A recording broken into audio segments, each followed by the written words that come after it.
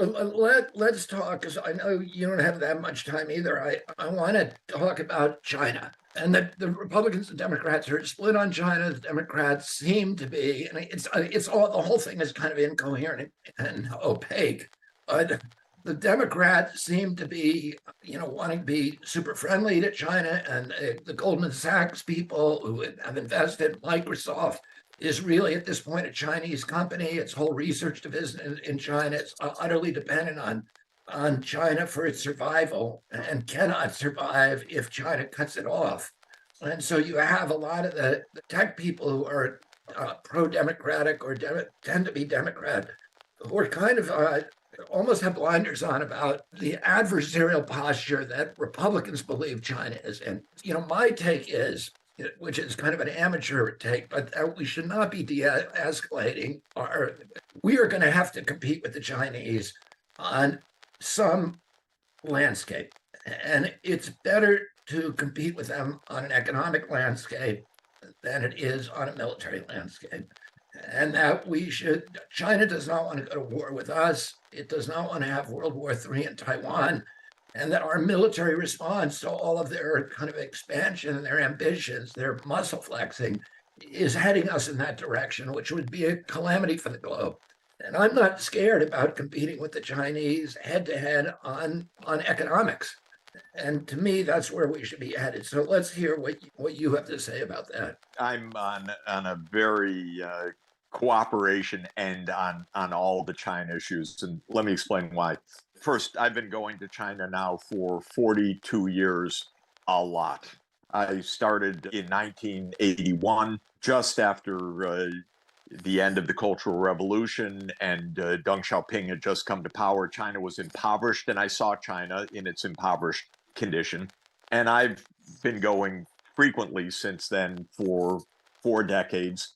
And China has developed with tremendous success through an incredible amount of hard work, high saving, smart policies, and catching up, basically. And to my take, and I've studied this now really in depth for a long time, there's a view in the US, which I think is a deeply wrong view, which is, well, they must have cheated to do what they did. And I do not think that is right. They're very smart, industrious, hardworking, high saving, and they basically followed a model of rapid industrialization that Japan had pioneered actually at the end of the 19th century, and then after World War II, when everything was destroyed, Japan did it again 25 years ahead of China starting. So I'm impressed. Now, I have to also say I've trained dozens of Chinese students who are now in senior levels of government or the industry and so forth. I liked them when they were my students. I like them now. I have personal relations of very friendly and extensive professional relations. And it's all normal to me that this is not an enemy. This is a country that was poor. It's now still, by US standards, way behind the United States in per capita income. So this is not a rich country. It's probably about 1/3 of the US per person income. But the population's large, so it's 4 times larger than the US. So that means that the overall size of the economy, by one kind of measure called purchasing power parity, they're bigger. By another kind of measure, market prices, they're smaller. But they're not rich. They're still developing. And then I've written a lot of books about their history and studied it. And the basic point, Bobby, is that, for hundreds of years, China was great world leader, but that goes back 1,000 years ago. And the Sung dynasty was really impressive 1,000 years ago. Then China was invaded by the Mongols, and I won't go through 1,000 years of history except to say that famously they had a great fleet in the early 1400s that basically unbelievably toured the Indian Ocean all the way to East Africa, to India, to all the ports of the Indian Ocean. And then in 1434, and probably the worst policy move in the history of world economy, and I'll put it that way, they closed up the fleet. They said, we're not so interested in trade. We're pretty self-sufficient. And while they never closed entirely, China basically gave up its leadership, say in naval capacity and so forth, and turned mostly inward. It's a long, complicated story. I won't go into it in detail. By the early 19th century, China had really fallen behind because Britain had an industrial revolution, which started with the steam engine, and all of that went into the military early on with the turning the Navy to steamers and so on. In 1839, Britain invaded China. We call it the First Opium War, probably the most cynical, nasty, particular cause of war in modern times, perhaps, which was that Britain demanded that China accept opium from British merchants at a time when the Chinese leaders knew that the opium addiction was a really serious addiction. So there was a first opium war, there was a second opium war, there was a Taiping rebellion, there were the unequal treaties, there was the Boxer Rebellion, there was the Chinese Revolution in 1910, there was civil war. Then there was the Japanese invasion.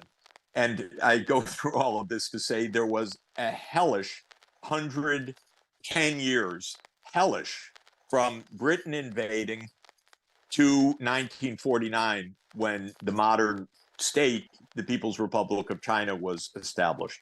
And they call that the century of humiliation. What it means from an economic point of view is they went from being a very advanced and, of course, esteemed civilization to being completely impoverished by invasion after invasion, humiliation after humiliation, which was the fact because all the imperial powers, including the United States, in the early years of the 20th century, abused China incredibly. And then Japan really was nasty. And this is another long story, but Japan actually invaded China several times, already back in 1895 in the Sino-Japanese War, and then really invaded 1931, taking over Manchuria, 1937 with the Nanjing massacre, and then open war. So the Chinese have the view, hell, we don't want that to happen again. We don't want to be dismembered. We don't want to fall under colonial rule. We don't want to be impoverished again. We need to stand on our feet again. And really, since Deng Xiaoping came to power in 1978, China opened to the world. China has been peaceful and focused on economics. And the economics that China's been focused on is catching up.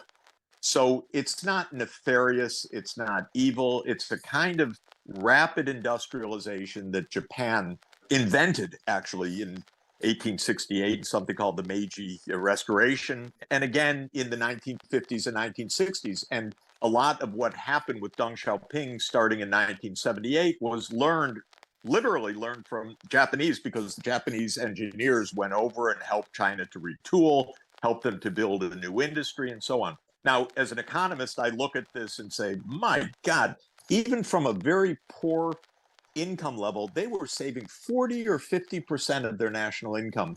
They were investing.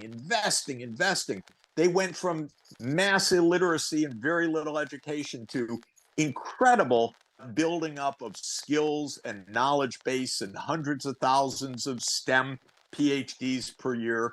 And I've been seeing this with my own eyes year after year after year after year. So my view is there's no reason for conflict, none whatsoever. And in the last 40 years, when the US has been in nonstop wars, I'm sorry to say, China has not been involved in one war. And they had one brief war that was around the Khmer Rouge Vietnam issue in the late 1970s. Otherwise, they've been a victim of wars for 200 years and have launched none. One short war in 1979 involving Vietnam and Cambodia because of the Khmer Rouge and Cambodia, and it was very short-lived. Other than that, none. And we keep accusing them of you're belligerent, and we have surrounded them with the military. We've surrounded them with bases. We outspend them still 3-1 on the military. If we sat down with them, it would really, really make a difference. And I have to tell you, Bobby, one of my star students from about 30 years ago is now one of the top academics in China. Wonderful person. And we were at a meeting a few years ago. It was Chinese and Americans and some others. And we were talking about why everything is broken down. And he said something deep and hilarious. He said, you guys, he looked around to the whole room, you just don't understand it. I've been part of the American world. I have an American PhD from Harvard. Here's my advice, he said. The Chinese want one thing, respect. The Americans want one thing, to be told how smart they are. If each side would just do what they should do vis-a-vis the other, believe me, everybody's going to get along just fine. Okay, it's a clever remark, but there's a depth to it as well. And when the Biden administration came in, I had a lot of friends